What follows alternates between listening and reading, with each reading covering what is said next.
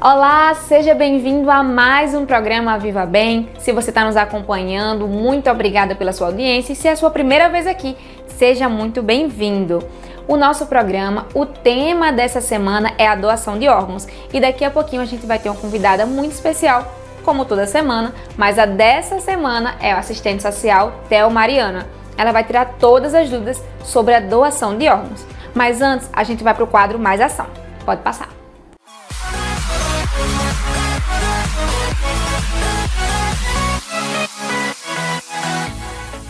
Fala, Bia! E aí, tudo bem? Bia, a gente tá na frente do box aqui, ó, porque a galera aqui por trás de mim já começou o treino, no caso, a preparação, porque no final do mês a gente tem uma competição aí na cidade de Mossoró e a galera já tá na preparação. O treino de hoje, back squat, front squat, também tem exercício com a bola e entre outros. E pra você que é de Mossoró aí, não treina ainda, procura um box do CrossFit, ou uma academia, ou vai pra uma praça, busca aí fazer um tipo de atividade física, porque já foi comprovado cientificamente que a prática de atividade física ajuda sim, viu, a combater vários tipos de doenças. Então você que está nos assistindo, procura agora mesmo um local para você praticar atividade física. E você, Bia, estou esperando você também praticar uma atividade física. Então bora com a gente, que hoje é dia de atividade.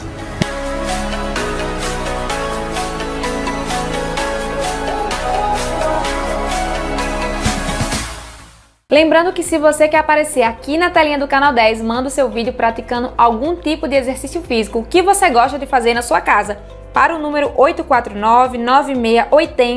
849-9680-0561 e a gente se encontra aqui na telinha do Canal 10. Agora nós vamos para a nossa entrevistada especial. Como eu falei, o tema é a doação de órgãos e a convidada é Theo Mariana, assistente social da Comissão Intra-Hospitalar de Doação de Órgãos e Tecidos para Transplante.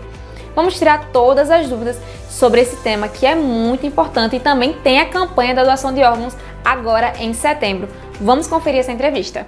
Hoje nós vamos falar sobre a doação de órgãos e estamos no mês de Setembro Verde da campanha de doação. Quem vai falar com a gente e tirar todas as dúvidas sobre o assunto é Theo Mariana, que é assistente social da Comissão Intra-Hospitalar de Doação de Órgãos e Tecidos para Transplante. Quase que eu me enrolei, mulher. O nome é grande. O nome é grande. Tudo bem, Bia? Thelma, muito obrigada por ter aceitado o nosso convite. Seja muito bem-vinda. A gente que agradece. Thelma, eu já falei que é a campanha, que é o mês de doação. Eu queria que você falasse um pouquinho sobre como é que funciona essa campanha e a importância de falar sobre o tema. Pronto, né? Nacionalmente, o mês de setembro é dedicado, né, para a gente trabalhar, chamar a atenção das pessoas para esse assunto da doação de órgãos, né? Então, a gente chama de Setembro Verde e temos um dia D, né? Na verdade, o dia 27 de setembro é o Dia Nacional de Doação de Órgãos, né? Esse dia é o dia D, onde todo o Brasil se empenha nessa campanha e durante o mês de setembro a gente vai enfatizando sobre a importância da doação de órgãos. Você estava me falando que trabalha lá na parte de assistência social do Tarcísio Maia com as pessoas que doam, né? Com as famílias e com as pessoas. Como é que é esse processo, assim, para a gente entender? Isso, eu trabalho na CIDOT, né? Que é a Comissão Intra-Hospitalar de Doação de Órgãos e Tecidos para Transplantes, né? Essa comissão do Tarcísio Maia, ela já tinha existido há um tempo e tinha ficado desativada por alguns anos e ela retornou em 2016. Então, desde 2016 eu estou participando dessa comissão, né? É uma comissão formada por uma equipe multiprofissional, formada por médico, enfermeira, assistente social, psicólogo e técnicos de enfermagem, né? E aí a gente vem ao longo de 7 anos desenvolvendo esse trabalho no Tarcísio Maia. Tivemos desde então 49 cirurgias de captação de órgãos, né, no hospital. Então, quando a gente vê a importância desse trabalho, né, quantas vidas não foram salvas, né, durante esse período, quantas vidas foram salvas nesse período, né, através desse trabalho. E quantas ainda vão ser, né? Um número que a gente tem nem noção. É verdade. Você falou que nesses últimos 7 anos foi reinstalado, né, esse processo, essa oportunidade de conseguir captar os órgãos. Então, antes não tinha esse processo aqui na cidade? Não, é a comissão, né? Na verdade, é tudo através dessa comissão. A comissão intra-hospitalar, né, a CIDOT, ela, na verdade, existe, ela faz parte da Política Nacional de Doação de Órgãos e os hospitais com mais de 80 leitos, elas devem ter suas CIDOTs para fazer esse trabalho com relação à doação de órgãos, né? O trabalho de busca ativa, o trabalho de orientação quanto ao protocolo de morte encefálica, né? Que é um assunto também que eu vou falar, porque acaba que a CIDOT, a gente fala da doação de órgãos e as pessoas acabam tendo uma visualização maior desse trabalho quando a gente fala da doação, mas a gente trabalha diariamente e nós temos vários protocolos de morte encefálica abertos no hospital, né? Então, assim, o que é o protocolo de morte encefálica, né? Quando a gente fala, né? O protocolo hoje todo paciente que tem uma suspeita de morte encefálica, para poder ter esse diagnóstico confirmado, é necessário passar por esse protocolo. É um protocolo rígido, um protocolo sério, que ele é regulamentado pelo Conselho Federal de Medicina no Brasil. Então são feitos 3 exames para poder confirmar se aquele paciente está realmente com morte encefálica, né? Então é feito um exame clínico por um médico que tem experiência na área. Depois o segundo exame clínico é feito por outro médico diferente, faz aquele mesmo teste para ver se deu da mesma forma. E o terceiro exame é um exame complementar. Aqui no Tarcísio Maia é feito um eletroencefalograma, que é para ver se existe alguma atividade cerebral naquele paciente. Então, quando fecha esses 3 exames, quando termina os 3 exames, aí sim fechou o protocolo de morte encefálica e aí não tem mais dúvida que aquele paciente está em óbito. Porque morte encefálica, ele é o sinônimo de morte, né? O cérebro parou de funcionar e os órgãos, eles ainda estão funcionando por algum tempo, através de medicações e altas doses de medicações e aparelhos. E só a partir de então é que a gente faz a abordagem familiar, a entrevista familiar para a doação de órgãos, né?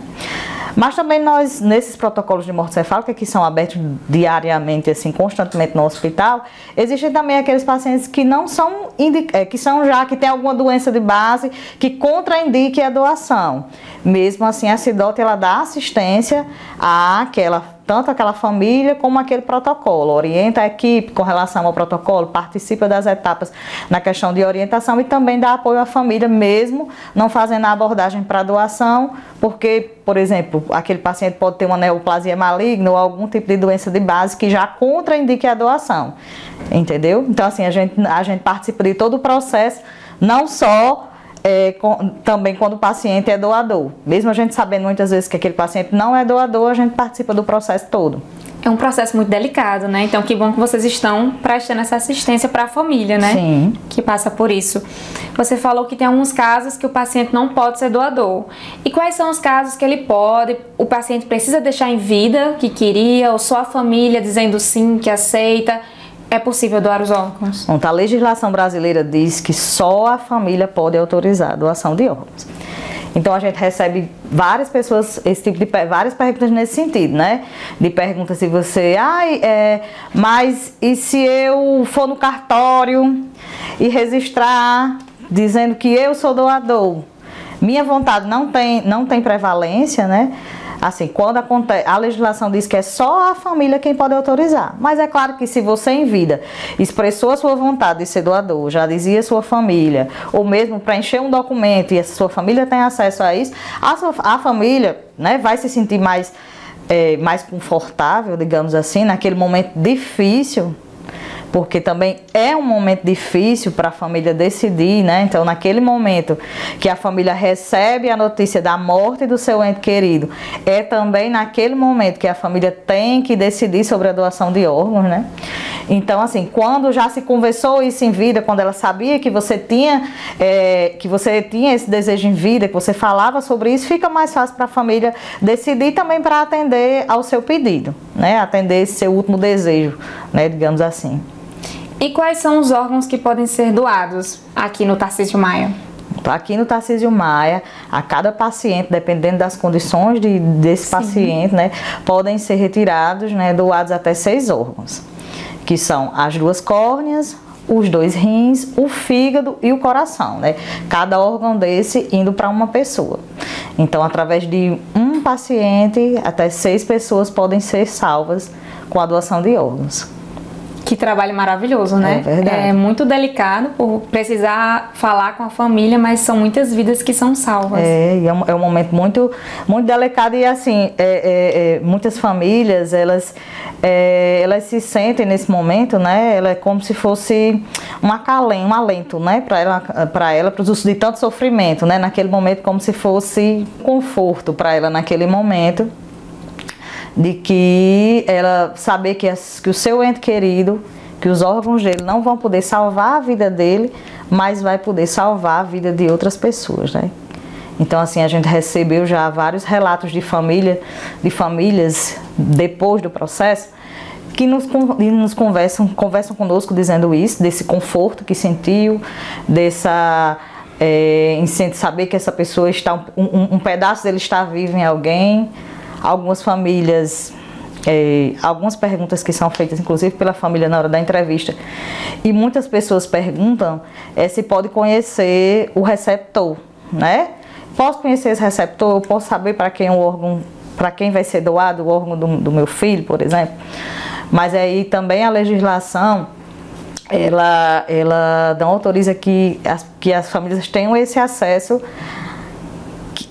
ao receptor, né? Então assim, por exemplo, nós que trabalhamos com a parte de doação, nós não sabemos quem são os receptores, né? Quem vê toda a questão da fila de espera, da questão dos receptores compatíveis é a central de transplantes, que aqui a gente tem a central estadual de transplante que fica em Natal, que se comunica com a central nacional.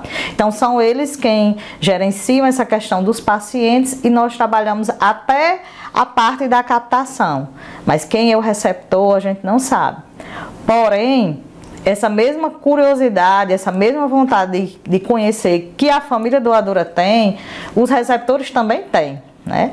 Então muitas vezes as famílias são procuradas por esses receptores, porque eles pesquisam, procuram saber naquela data de onde aquele, né, onde houve uma doação de órgãos naquele dia. A imprensa ajuda muito nesse sentido, né? Vai lá na internet, vê de onde saiu uma cirurgia de doação de órgãos naquele dia e tal.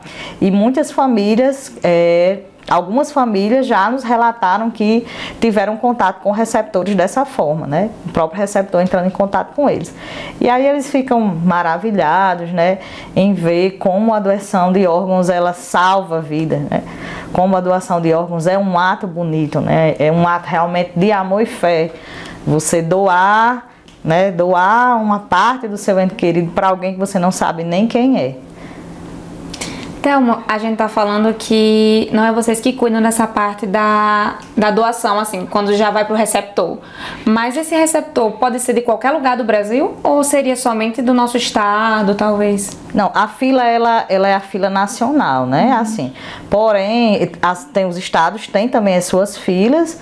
E normalmente um órgão daquele estado, a fila estadual, se tiver aquele transplante, aquele serviço de transplante no estado, ele tem prioridade, né? Por exemplo, aqui no Rio Grande do Norte, são feitas cirurgias de transplante de córneas, transplante de rins, e o ano passado voltou a fazer o transplante de coração, né?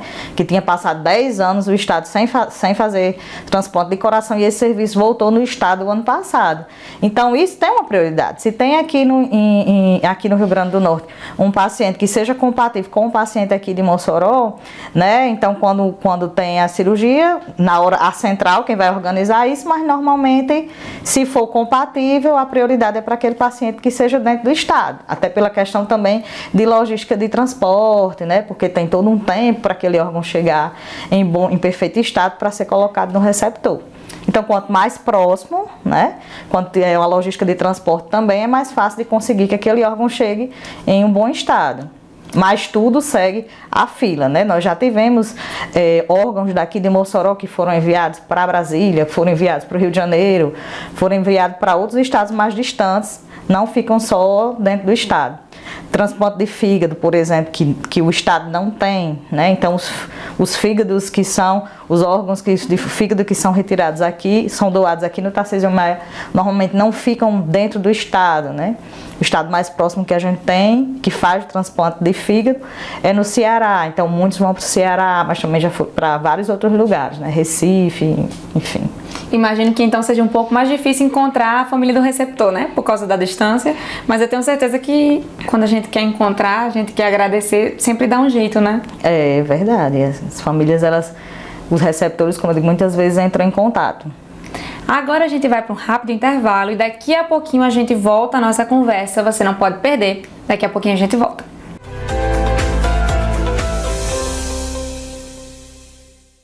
A cidade de Baraúna conta com a Microcel, uma loja ampla que oferece o melhor da tecnologia com preços super acessíveis. Eletroportáteis, informática, acessórios, papelaria, segurança e muito mais. Estamos localizados na Rua José Vitalino, número 31. Telefone para contato 84 99129 3687.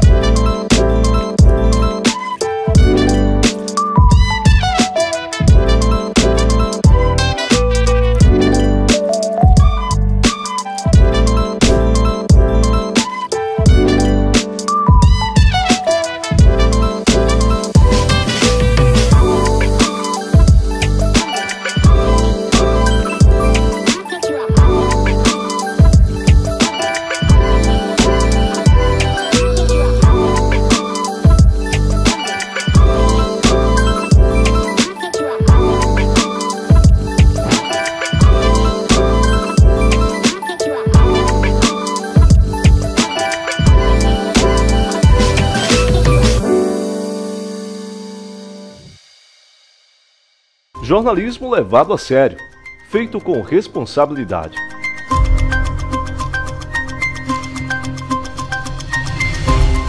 As principais notícias do Estado em um jornal dinâmico e com credibilidade.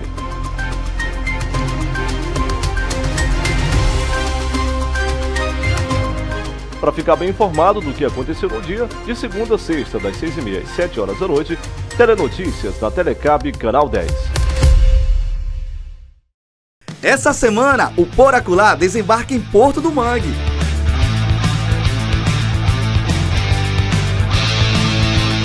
Vamos conhecer as belezas da Praia do Rosado,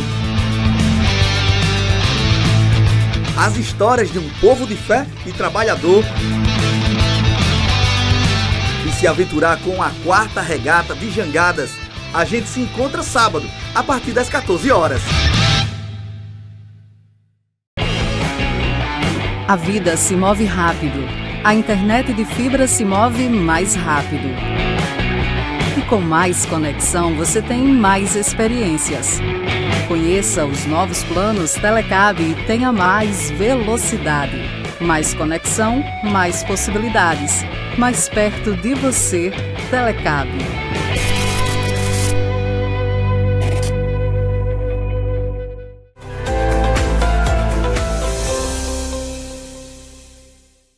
Já estamos de volta, vamos continuar a nossa conversa com Thelma Mariana, que é assistente social, e vamos tirar mais algumas dúvidas sobre a doação de órgãos. Thelma, a gente falou sobre a morte encefálica, sobre os doadores, mas também tem transplante em vida, né? Alguns órgãos que a pessoa consegue doar em vida. É com vocês esse processo também ou é com outro grupo especializado? Não, assim, essa comissão, a CIDOT, ela trabalha mesmo com os pacientes que estão com morte encefálica. Mas existe a possibilidade da doação de órgãos em vida, né? Dependendo da compatibilidade. Que é o rim, né? Pode ser doado o rim, um pedaço do fígado também pode ser doado em vida, medula óssea e pulmão. Então, são os órgãos que eles podem ser doados em vida. Eita, o pulmão eu não sabia, é uma partezinha? É uma cirurgia mais complicada, mas existe também. Então, acho que para ser doador, e também tem doador de sangue, né, que não tem nada a ver aqui, mas eu tava pensando, quando a gente tá na campanha de doação, a gente pode ajudar outras pessoas de várias formas, né, não é só... doação de sangue também, né, é uma questão bacana, da mesma forma, né, você doa né, para o seu sangue para outra pessoa, né? Quantas vidas também não são salvas através do processo da doação de sangue, né, de medula óssea, né, também. Às vezes a gente pensa que salvar uma vida está muito longe ou que é muito difícil, principalmente a gente falando aqui sobre morte encefálica, sobre a doação do coração ou de outros órgãos, mas salvar vidas e ajudar pessoas geralmente está mais perto do que a gente imagina, né? Só a gente abrir um pouquinho o olhar. Sim, é verdade. Vamos continuar nossa conversa sobre a doação de órgãos e eu queria que a gente voltasse para falar um pouquinho sobre assistência à família. A gente estava falando no primeiro bloco que é um momento muito difícil, muito delicado. E eu queria saber como é que funciona essa abordagem à família. Como é que vocês fazem? A questão da abordagem para doação? Isso. Pronto. Como eu expliquei, né, que ao final do protocolo, do fechamento do protocolo de morte encefálica, né, quando não tem mais dúvida do diagnóstico, o médico assistente, que já vem acompanhando aquele paciente, ele chama a família para explicar para a família que aquele paciente está em óbito e explicar, tirar as dúvidas da família com relação ao protocolo. E logo após isso, a equipe da CIDOT, que é a equipe que é capacitada para esse tipo de abordagem, então só quem pode fazer essa parte da entrevista familiar sobre doação de órgãos é realmente a equipe da CIDOT ou da AOPO, né? Que a AOPO é superior a gente, que fica, aqui no estado a gente tem a AOPO, que é a Organização de Procura de Órgãos, que fica no Valfredo Gurgel em Natal. Então só a equipe da CIDOT ou AOPO que é capacitada para fazer esse tipo de abordagem. Então a família ela é levada para, a gente tem a sala da CIDOT, né? Leva a família e a gente explica para a família que naquele momento, se for da vontade da família, pode ser feita a doação de órgãos. Muitas famílias às vezes nem sabem que é um direito seu, né? Que é, né, doar os órgãos do seu ente querido. Às vezes é até naquele momento, a primeira vez até que escuta falar, né? A gente vai explica direitinho como funciona.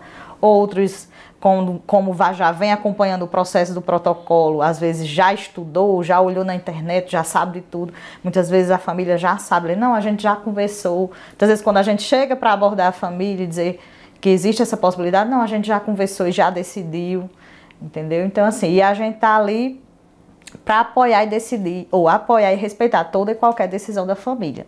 Então nós não somos uma equipe que estamos ali para convencer a família a ser doadora, mas não para apoiar, para acolher, para explicar que aquele é um direito dela, para explicar todas as dúvidas que elas tiverem e sem preconceitos a gente apoia toda e qualquer decisão. Aqui no hospital, no Tarcísio, geralmente o maior número de famílias é que acaba doando ou eles recusam? Como é que funciona? A gente tem um número muito alto de rejeição familiar, de recusa familiar, a nível nacional inclusive, né? Eu estava até vendo o último relatório da ABTO, que é a Associação Brasileira de Transplante, que nós tivemos nesse ano de 2022 47% de rejeição, né? Que foi o maior número dos últimos 10 anos de rejeição, né? Que esse número também cresceu muito após a pandemia, né? Nós tivemos, inclusive aqui no Tarcísio Maia, nós fomos provas disso. A gente vinha 2016, 2017, 2018, 2019, crescendo os números de doação. Chegou em 2020, a gente teve uma queda, né? Que foi mesmo naquele período da pandemia mesmo, do isolamento social e tal. E do ano passado para cá, a gente, né, os números vêm subindo, mas a gente ainda tem um número muito alto de recusa, né? Esse ano, né, para os números atuais, nós tivemos 5 cirurgias de doações de órgãos no hospital, mas nós tivemos 9 famílias que disseram sim. Né? 4 desses pacientes não foram viáveis para doação, né? Teve a questão do ranqueamento e que foram inviáveis para doação, mas as famílias aceitaram, entendeu? Então, se eu não me engano, nós tivemos foram feitas na faixa de 27 a 28 entrevistas e tivemos 9 aceites, né? E eu acho que, se eu não me engano, foram assim. Esse número mais ou menos, né? E tivemos na faixa de 16 pacientes, 16 recusas, né? Então, assim, realmente o número ainda é muito grande. de recusa familiar. Então, assim, quanto mais a gente conversar, quanto mais a gente discutir sobre o assunto, sobre a importância, mostrando os números de como a doação de órgãos ela funciona e como ela salva vidas, né? Então, melhor para a gente tentar aumentar esses números, né? São vários os fatores e são vários os fatores que fazem que a gente respeite a família não doar, né? É difícil para a família, às vezes naquele momento para ela não consegue entender o processo, né? Muitas vezes ela está ali abalada em receber a notícia da morte do seu parente e não pensa em outra coisa, né? E existem várias outras questões, vários tabus da morte. Muitos têm aquele apego ao corpo, né? Não quero, eu quero que meu ente seja enterrado do jeito que veio ao mundo, né? Então, assim, são vários os motivos e a gente respeita os motivos de cada um. Com toda certeza. Thelma, você acha que esse é um dos maiores desafios que vocês enfrentam hoje, a família entender ou aceitar a doação? O maior desafio, né, a gente considera que seja esse, mas também, assim, a gente tem que ver também toda aquela questão de política de assistência, a saúde, às vezes essa família não está satisfeita com o atendimento que aquele usuário, que o seu ente querido teve, e outras coisas nesse sentido, né? Mas, assim, na verdade, o maior problema hoje em dia é a recusa familiar, até porque só a família quem decide, né? Só a família que pode decidir sobre a doação de órgãos. E aí, a mensagem que realmente a gente deixa, que a gente sempre que converse com a família, que se você tem vontade de ser doador de órgãos, se acredita na doação de órgãos, converse com a família e expresse em vida essa sua vontade. E aí não precisa ser nenhuma conversa técnica, nenhuma conversa científica, é ali aquela conversa mesmo na hora do café da manhã, na hora de sentar ali, na hora do almoço e dizer e conversar, né? Então, às vezes, não sei, acho que talvez você já tenha escutado também, o pessoal às vezes tem aquele costume de dizer assim, se o que prestar, né? Sim. O que prestar em mim pode doar tudo. Então, assim, às vezes, essa conversa que você teve um dia, na hora que a sua família é abordada, a família, ela lembra, né?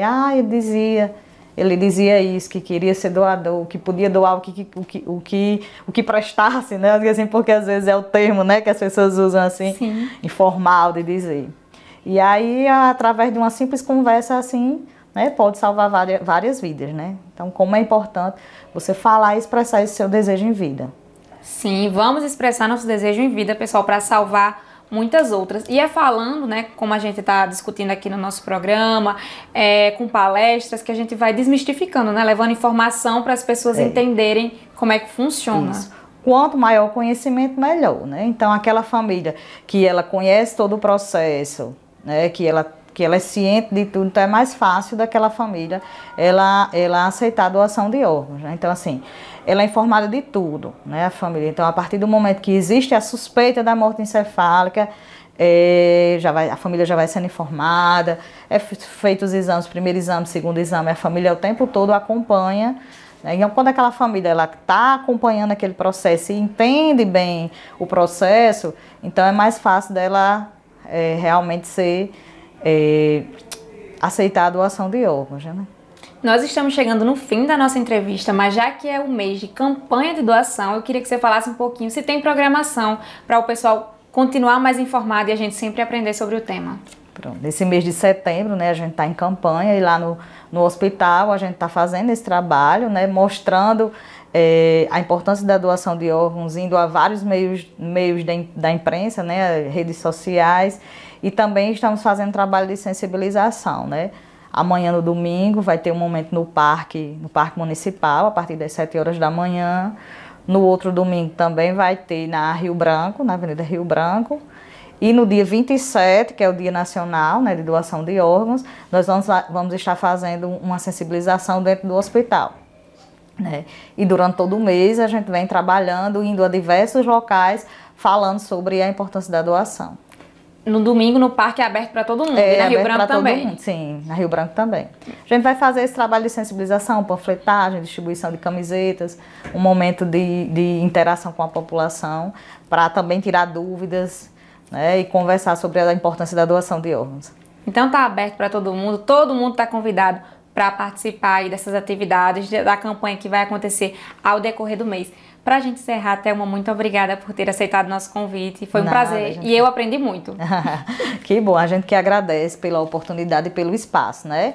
E a gente quer firmar cada vez mais essa parceria com vocês para a gente estar levando ao maior número de pessoas, né?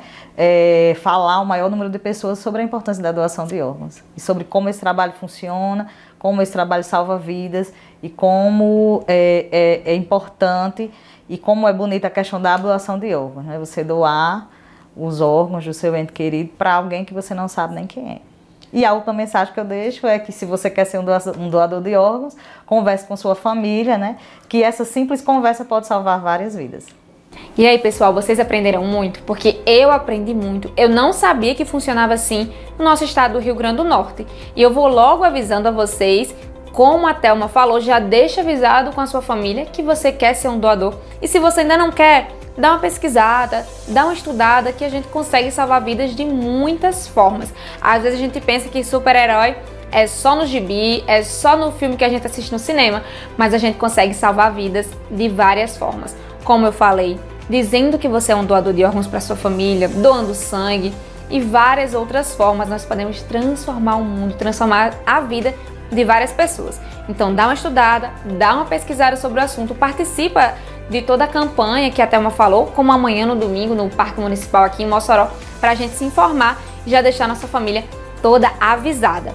Agora chegou o momento especial que eu falei para vocês. A gente vai conferir um conteúdo que foi produzido, gravado, editado, tudo pelos alunos de jornalismo da UERN. Eu já quero agradecer a Estela, a Clara e ao Franciélio, que são todos os meus amigos, e eles produziram um documentário com o tema A Vida Segue, contando a história de receptores de órgãos aqui do nosso estado.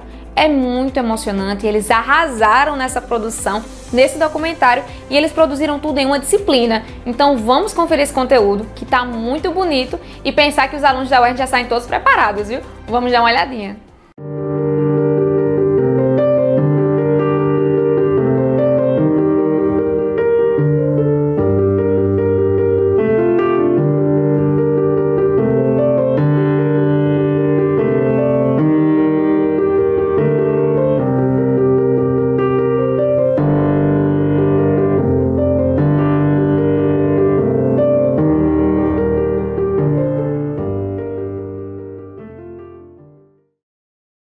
Você acredita que existe vida após a morte?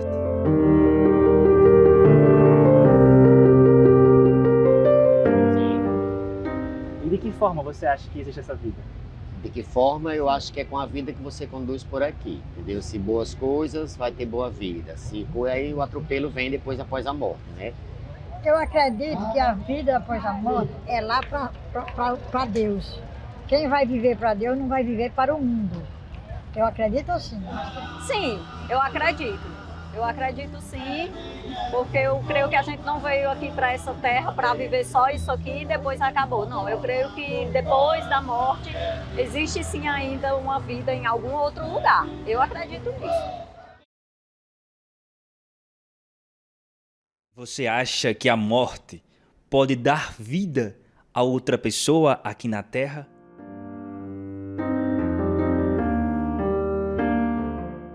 Sim, de qual forma? Através da doação de órgãos. Já pensei. Eu vejo algumas campanhas sobre isso e eu acho isso muito importante. Então, inclusive, eu sou doadora, né? Eu já falei isso para o meu irmão, que é a pessoa que mora comigo. Então, eu já falei isso para ele, que se algo acontecer e eu puder ser doadora, eu sou doadora. Então... Se eu dou o meu órgão, você vai viver a vida que você tem que viver com o meu órgão, que você podia morrer antes sem esse meu órgão.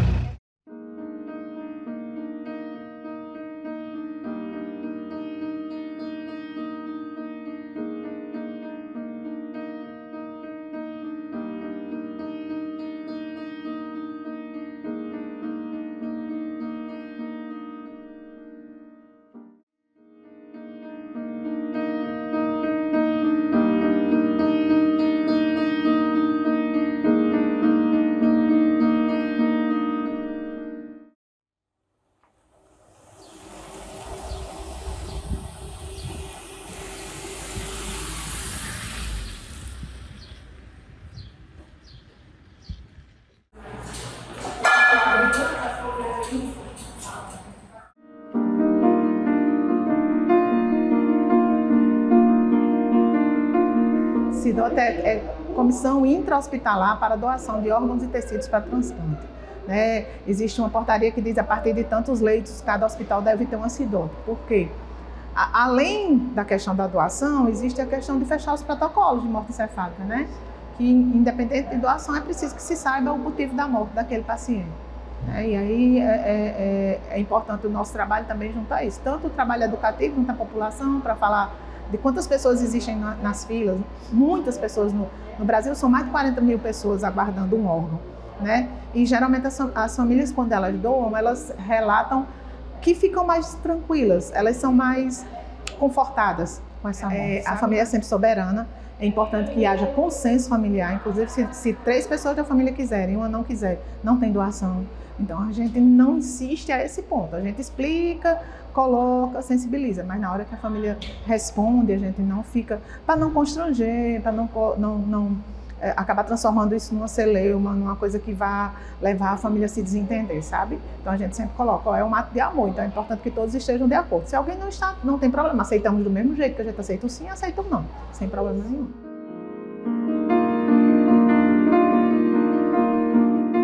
Eu sou Clara Regina, né? Tenho 31 anos, sou transplantada renal há 12 anos. Fiz hemodiálise durante 2 anos e 5 meses. Na época eu tinha 17 anos, né? E meu transplante ocorreu quando eu tinha 20 anos.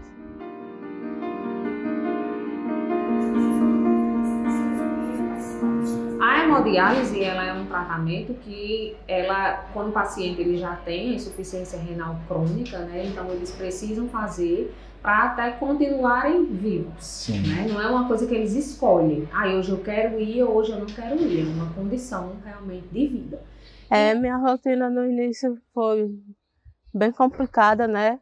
Até porque naquela época para mim aceitar aquela situação, né? Eu não tinha mais uma vida normal, porque minha vida era de hospital para casa para o hospital, né? E eu, no tratamento de hemodiálise, eu sempre passei mal, né? Até chegar o tempo de eu se adaptar àquela rotina. Eu sempre tive minha pressão muito alterada, sempre passei mal durante as sessões de hemodiálise. E eu deixei tudo para trás, como, por exemplo, meus estudos, né? Naquela época eu estava no ensino médio, primeiro ano do ensino médio, né? E eu deixava um sonho, que era concluir meu ensino médio e entrar numa faculdade, né? Então ali era como se tudo tivesse desmoronado, porque sonhos, planos e projetos para mim tinham se acabado. Eu tinha que ter uma nova realidade, né? E aceitar aquela situação que eu estava vivendo a partir dali. Só sabe quem passa, entendeu? Quando você tem algum caso na sua família que há uma necessidade disso, você vai dar uma certa margem de respeito ao assunto. Quando não, vem a ignorância de você ignorar uma história dessa, né? Porque é muito interessante você poder salvar a vida de alguma forma em vida, imagine pós-morte. Tem alguns pacientes que o rim volta a funcionar, né? Então eles não precisam, mas aí a gente já vai falando com eles, olha, passou 15 dias de diálise, já está mais adaptado, vamos sentar e vamos conversar. Aí existe um método que você pode tentar um transplante renal. Se você for diabético, você pode tentar ver se é necessário um transplante duplo. Então vamos tentar organizar, eu vou lhe explicar direitinho. Se você demonstrar o interesse, eu faço aquela entrevista social do paciente e se ele me disser que tem interesse, então a gente vai verificar se ele tem indicação, porque existem pacientes que não têm indicação por diversas outras comorbidades, e a gente chama o paciente e passa, e incentiva. A gente procura estar incentivando esse paciente a buscar o transplante renal, porque é uma alternativa de vida que eles vão ter, que vai ser bem melhor do que ficar dialisando 3 vezes por semana.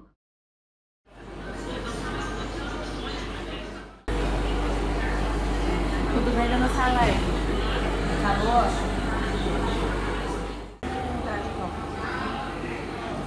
O transplante de rim, ele acontece de 2 maneiras. Então, o doador, ele pode ser um doador vivo ou um doador falecido, doador cadáver. Se o paciente que precisa de ser transplantado, existe alguém na família dele que tem interesse em doar, essa pessoa é submetida a vários exames, primeiro de compatibilidade e depois exames de saúde em geral, para saber se a pessoa também está apto, está saudável o suficiente para doar. Essa doação ela tem que ser genuína, né? Então a pessoa tem que ter vontade de doar. Não existe aqui no Brasil compra de órgãos, tráfico de órgãos, nada disso, né? Entendi. Então, pela lei, existe uma que regulamenta o transplante de órgãos, não existe essa possibilidade. E assim, até a 4ª geração da família você pode doar órgãos. Mas daí, por exemplo, você tem um amigo, um super amigo seu que você quer doar o seu órgão para ele. Não pode. Só pode se você provar em juízo, né? Então você passa por uma junta, além de médico, você passa por uma junta de advogados, de juízes, para poder provar que a sua doação realmente é genuína e que você não está recebendo nada em troca, na verdade. Entendi. Então, isso também é bem fiscalizado aqui dentro do Brasil. O ser humano em si, ele ainda tem que abrir mais a cabeça e quebrar os tabus sobre a questão da morte, porque quando você fala que é doador de órgãos, a sua família já não aceita, entre aspas, porque já sabe que vai perder você. Por isso tem aquele tabu ainda. Ao acontecer a doação de órgãos, vai ter que existir a perda de alguém próximo.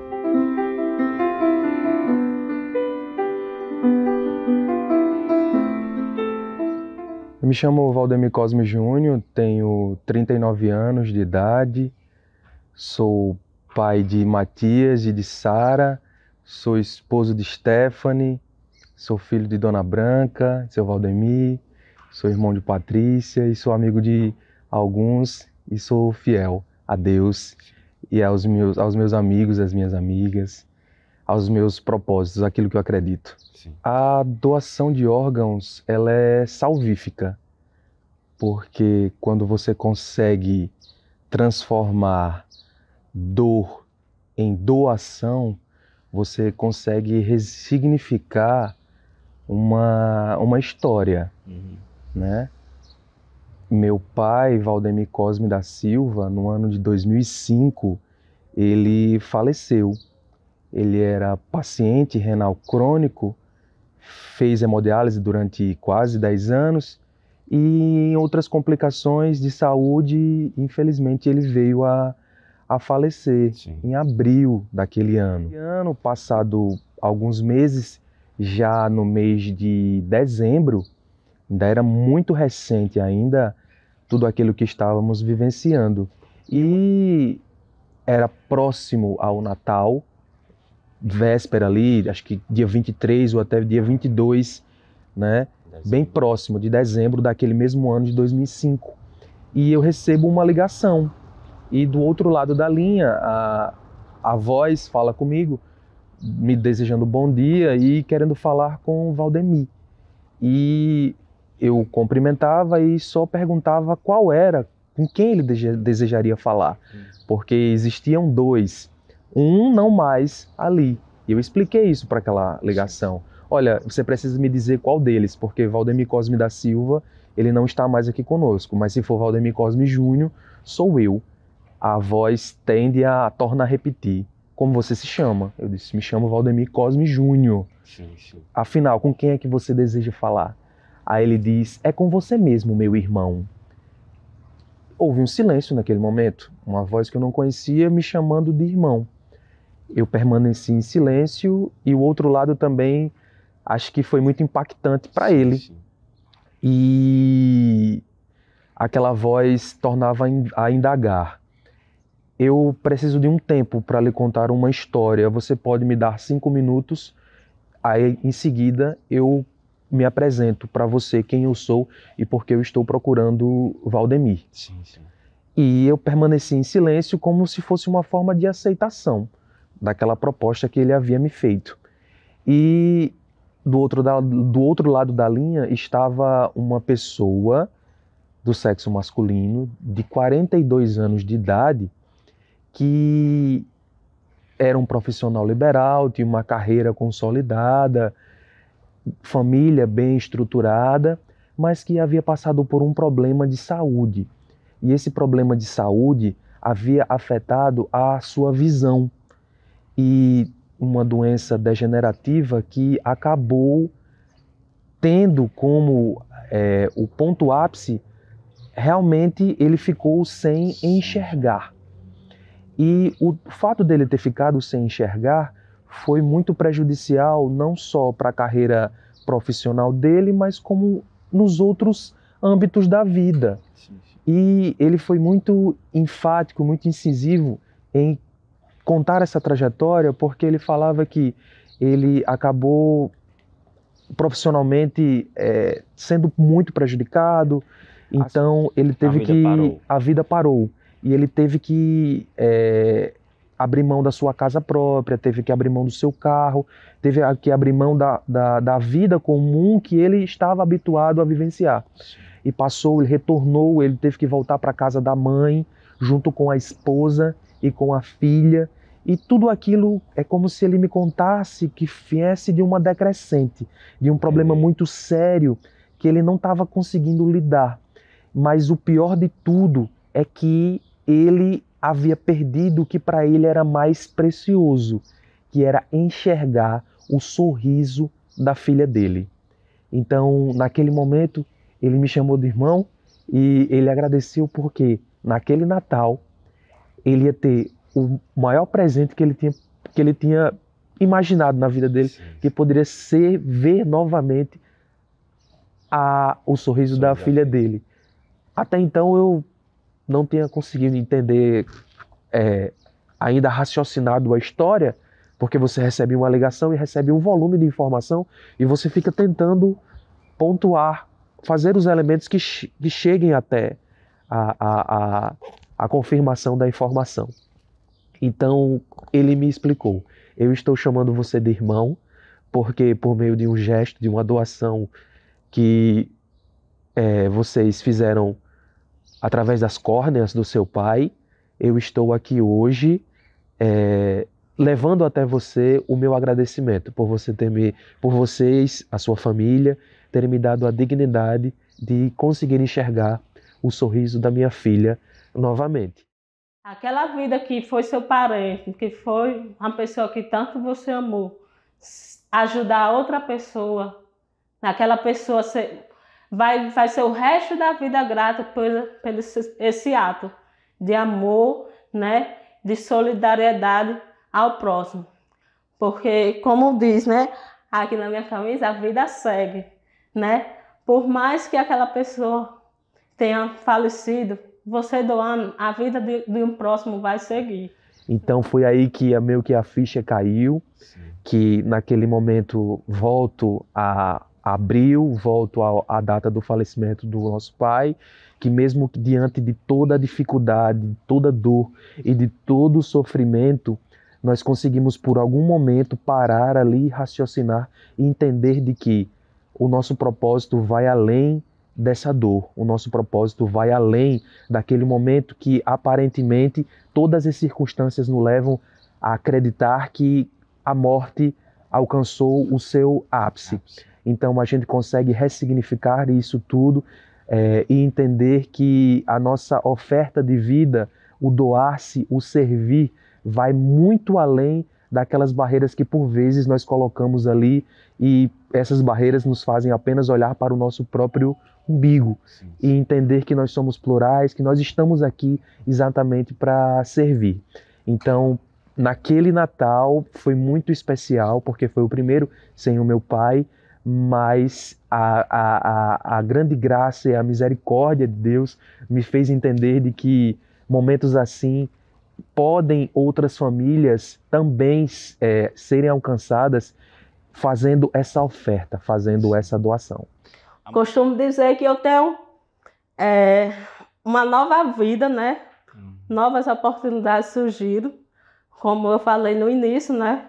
Meus sonhos e projetos de concluir o ensino médio, de fazer uma faculdade, né? De poder viajar, poder você viajar sem ter preocupação de voltar. Hoje eu concluí o ensino médio, graças a Deus. Estou cursando pedagogia, vou começar o 6º período já, ou seja, vou concluir. E para mim é um privilégio chegar até aqui. Eu posso dizer que eu estou na melhor fase da minha vida, né? Inclusive casei, né? Que bom. Agora tenho o meu lar, tenho minha família, estou construindo. Ainda não tive filho, né? Mas planejo. Apesar de ter...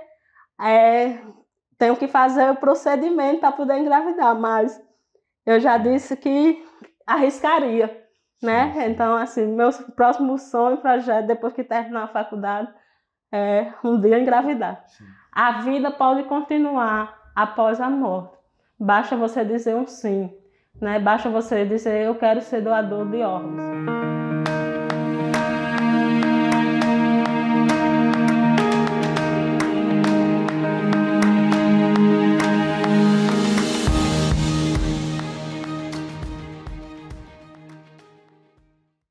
Que documentário maravilhoso, hein, pessoal? Eu me emocionei, é muito bonito de se ver como as pessoas podem transformar as vidas das outras.